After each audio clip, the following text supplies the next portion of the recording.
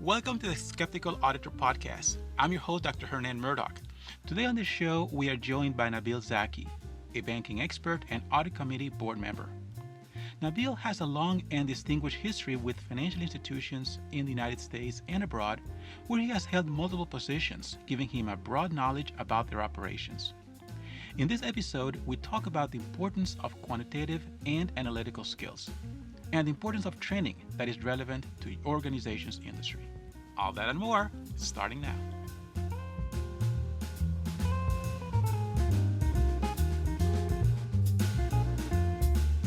Nabil, it is so good to be able to spend some time talking with you a little bit about you, your background, and some of the things that are of so much importance to internal auditors. You have such a great background that I would like to definitely, if you will indulge us, just spend a few moments talking about that. But before we start with all of those questions, I'm a big believer in the importance of getting to know the person and how their upbringing helped to shape who they are, how they became who they are, and that helps better understand the person. So, where did you grow up, and how did that upbringing, that place, and that time help to shape who you are, your values, and who you became today?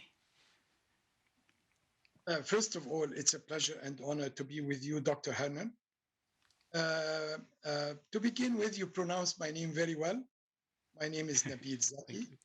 And actually, I grew up basically in the Middle East. Uh, I, I'm coming from an Egyptian background. My dad was a university professor, and he worked with the United Nations for some time, both in Geneva as well as in New York. Mm-hmm. I grew up in a very peculiar school. It's a Lebanese school.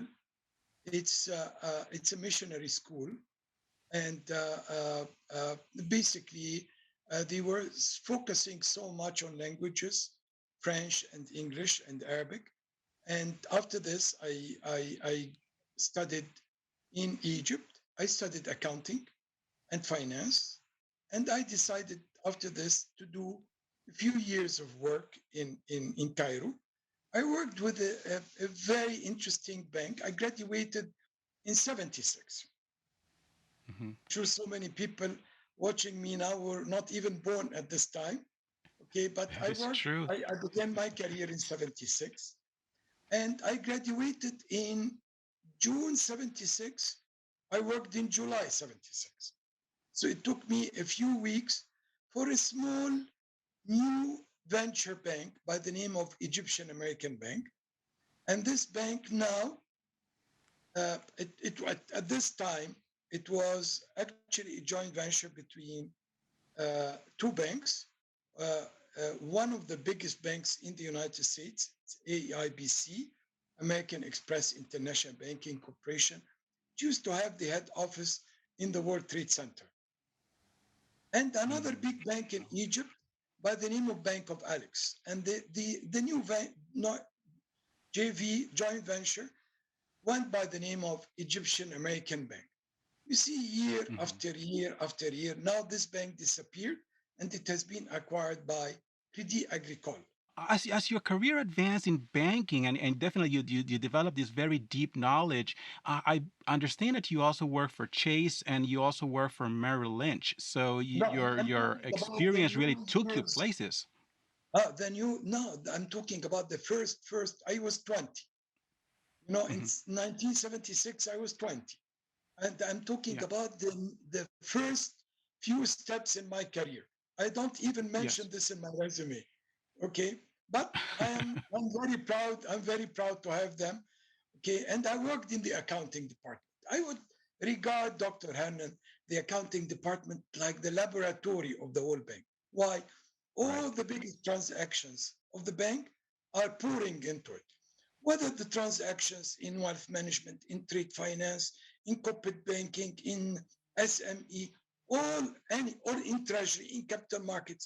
And I had a voracious appetite, I have to admit, voracious appetite for knowledge. Okay, so Hmm. I used to have the manual for American Express Bank, and I'm devouring it, not reading it, devouring it. Uh, Basically, I am interested to know about trade finance. I'm interested to know about capital markets. I was really in a big dilemma, which is where is my liking? Where is my favorite area? But I love the banking at this time. Right. I was 20. At the age of 22, I decided to proceed for my postgraduate studies, and I did it in Maxwell School of Syracuse University, which is a very reputable school in Indeed. Syracuse University. And the thing is, lots of people, graduating from that school, have had a huge amount of exposure with the White House, particularly economics. And Maxwell School of Syracuse University, it ranks number one, even before Harvard, in public Mm. administration, not business Yes. administration, public. It's not my domain. My domain is basically finance economics. I studied Yes. finance economics. Uh, uh, uh, I and I worked as a teacher in the same university, and be uh, surprisingly enough, next week I'm going for lunch with the dean of Maxwell School of Syracuse University. He will happen to be in New York, and that makes me so happy. After Yes. this, I worked for Chase. I worked for Okay. Chase Canada. I worked for Chase Europe. I worked for Chase Asia. I worked for Merrill Lynch, and I assumed senior posts between wealth management, between corporate banking, between treasury, capital markets.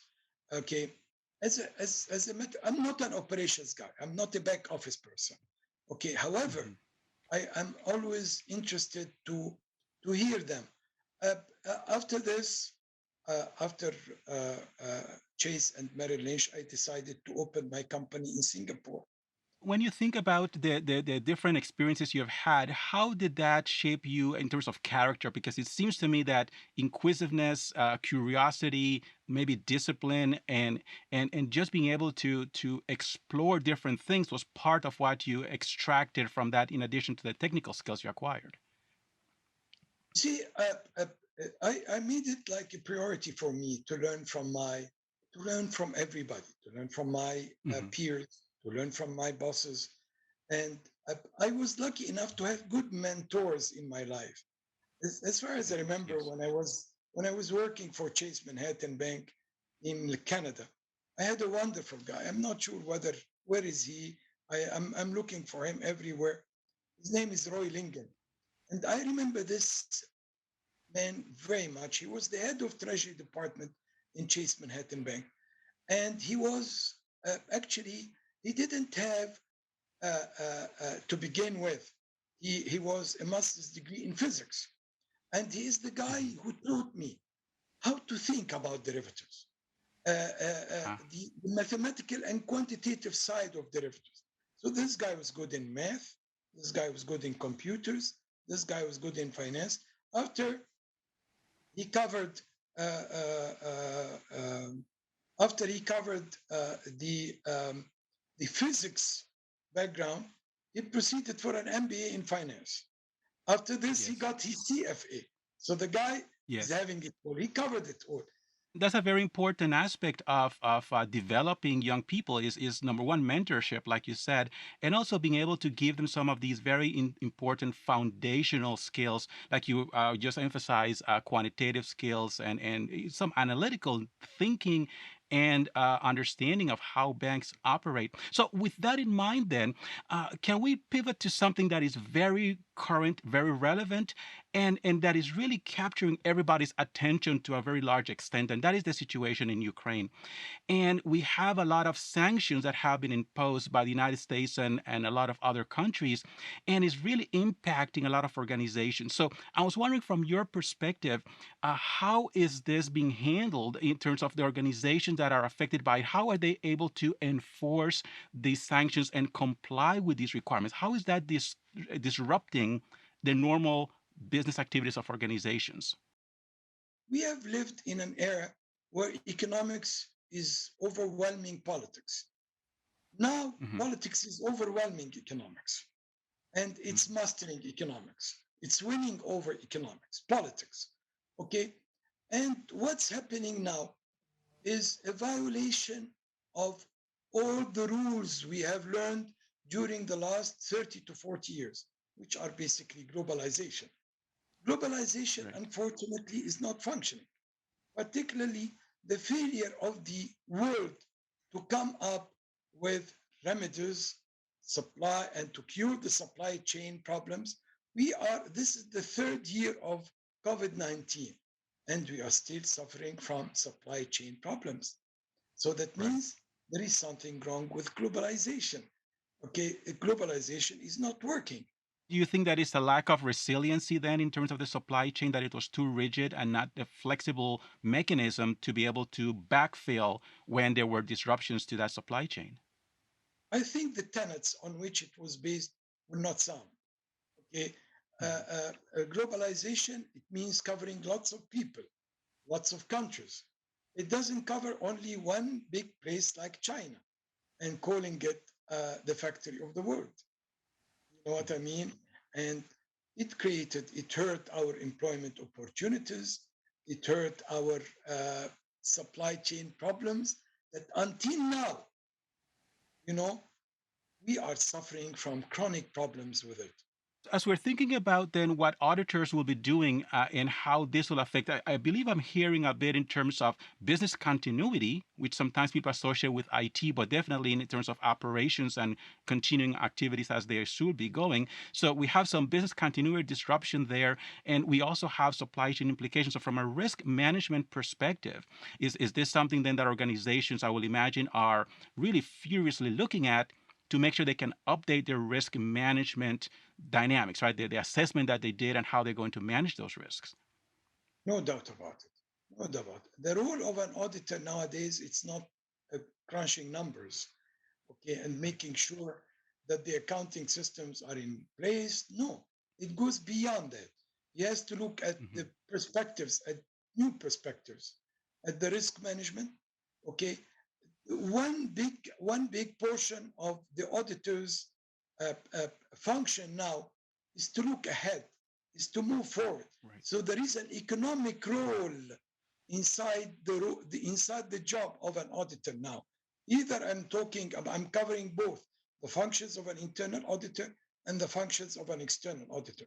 So that means, having said that, one of the most important things, the ability of an auditor to move forward and to predict what I'm not only taking historical data and the balance sheets for the last 5 years for what's happening and the percentage of change in total assets, the percentage of change in my P&L.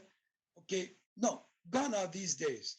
One big function included in the job of an internal auditor now is ability to keep abreast with the latest developments in politics, in economics, in rules, in regulations, in in forensic accounting, and in money laundering tactics, in risk management perspectives. Particularly, the variables now are many. You have so many items now that can really affect the PNL that have never Right.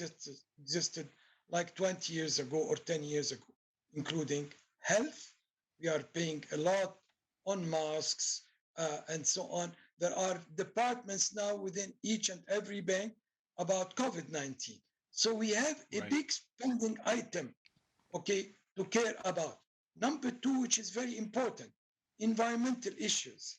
Environmental, you Right. see John Kerry, what is he saying, and the declaration he made that uh, we are we are we are worried about the refugees from the Ukraine war. The refugees that we will have from the climate change are 10 times as much. So one of the most important things is the environmental change. Right. Number three, which is very important, the still we are having a lot of spending on money laundering and terrorist financing and putting our systems combating that. Okay, so between health, between environmental issues, between, and Right. one of the most important things, which is number four, that has to be considered and taken seriously by an auditor, digitalization. Okay, uh, Right. uh, uh, gone are the days I'm doing financial analysis about the balance sheets manually. Okay, artificial intelligence is getting in. Right. All the big operations. You are doing statistical analysis, all the tests and the hypothesis testing in a few seconds. Your ability to understand that and to connect it with real life and to connect it with what you are really doing when you are doing an auditing assignment is so essential. Right. Quick question, and just to touch back on one thing, or a couple of things rather that I am thinking about when it comes to the financial institutions and their clients, and how auditors can look at it from the risk perspective. Right. I'm thinking about trade finance and capital flows. You just spoke about money laundering and the concerns around that, and of course the sanctions in many ways are going to touch on some of those capital flows. So organizations and their ability to protect themselves and be able to still pay for what they need. So we spoke previously about supply chain. How about the capital flows and trade finance? What are some of the things that auditors should know about and perhaps help their organizations address, given the dynamics now with the sanctions? The dynamics are very numerous here. Number one, uh, uh, training is essential here for the auditor because the auditors usually, even when they are getting high degrees in auditing, they don't cover so much on trade finance and the techniques of anti-money laundering and the new techniques of uh, cryptocurrencies, which is very Right. important. Coming, mind you, one of the most important things, lots of reputable hedge funds now, they are pushing into the area of cryptocurrencies. At all of a Exactly. sudden, maybe in 2 or 3 years, cryptocurrencies will become a fact of life. It will become a fact of life, and it would be an asset type that you hate, you love it, you hate it, you have to recognize it. Okay, so one of the most important things is to get the right training in trade finance, the use of money laundering in trade finance. How can the ability of lots of people, one of the weapons that Biden administration and particularly the government in UK is using now is to impose sanctions on oligarchs. Oligarchs in those people are making tons of money by blanchiment d'argent or by money laundering. I'm sorry for the word in French. Okay, It's okay. by money laundering. Okay, so basically, I have to know one of the most important things that came out last week that the UK is saying that we have about 9,000 to 9,500 real estate that we are skeptical that they are revolving around money laundering. This is a report that's condemning the UK authorities. How come you are knowing this now? Part of this also touches on the problems around shell companies and how they're using layering techniques to be able to hide the rightful owners of properties and be able to hide those assets behind those made up companies, right? Those shell companies. Is that a current issue as well to keep in mind here? It's not a current issue. It's part of the whole system. We have been knowing Right. about shell companies since a long time. Okay. Yes. The problem is, do you have, you see, do I know how to do it? Do I have the right background to do it or not? This is very essential. Okay. Sometimes I would love to do, we are talking about it, but how can I combat KYC or know your customer in banking is a lovely simplified expression, but KYC procedures to put it and to put it in the right context, it takes so much time and it takes so much discipline. Nabil, it has been so helpful to hear from you and your deep perspective on these topics that are very current and quite troublesome in many respects because of how it has impacted organizations, both financial institutions and otherwise. And your thoughts in terms of the importance of training and looking at some of these emerging technologies and techniques, and some of them not so new. Some of them are been old, but the manifestation and how they're being used now are so problematic. So thank you very much, and I really appreciate you Yes, taking the sir. time to help us better understand this. Thank you for listening to the Skeptical Auditor podcast, and a big thank you to our guest, Nabil Zaki.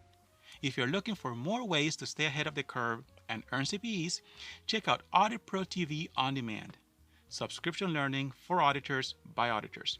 Visit acilearning.com/auditprotv.